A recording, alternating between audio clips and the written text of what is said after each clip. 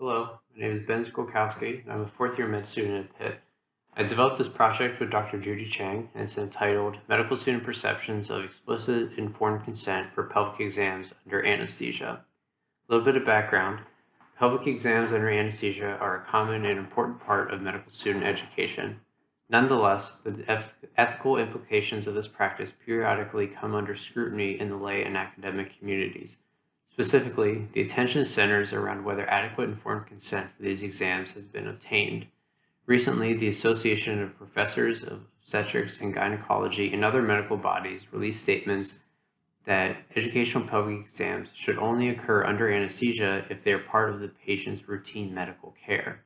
Prior studies have examined patient perceptions and physician commentary on the topic, but few have examined medical student perspectives. So we designed and administered an anonymous 28-item survey to third and fourth year med students at Pitt after their OB/GYN clerkship. The survey covers demographic information, experiences with pelvic exams on the clerkship, knowledge of the informed consent process for these exams, attitudes on the importance of this practice, as well as its impact on medical education. A preliminary analysis of these results is presented below. We hypothesized that a majority of medical students would support obtaining explicit informed consent for pelvic exams under anesthesia. Our results overwhelmingly support this hypothesis. 71% of medical students surveyed endorsed support for obtaining explicit consent for these educational exams. We also found that two variables, race and surgical OB/GYN service, were independently associated with the outcome variable importance. Specifically, non-white students and students who rotated on the benign gynecologic service were more likely to endorse support for explicit consent for pelvic exams under anesthesia.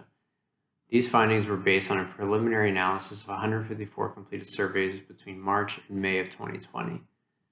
Overall, however, these results are somewhat discordant with previous studies on informed consent. While others have suggested that medical student attitudes on informed consent erode as they progress in their training, our results indicate the opposite, that actually most future physicians would be in favor of obtaining explicit consent, either as an additional signature line on the existing consent form or as a separate consent form altogether. The reasons for this are unclear, but it could be speculated that dramatic sociocultural shifts from the 90s when previous studies were conducted, such as the Me Too movement, have drastically altered a whole generation of med students' ethical beliefs on informed consent. Thank you for your attention, and we look forward to presenting the entirety of this data set in the future.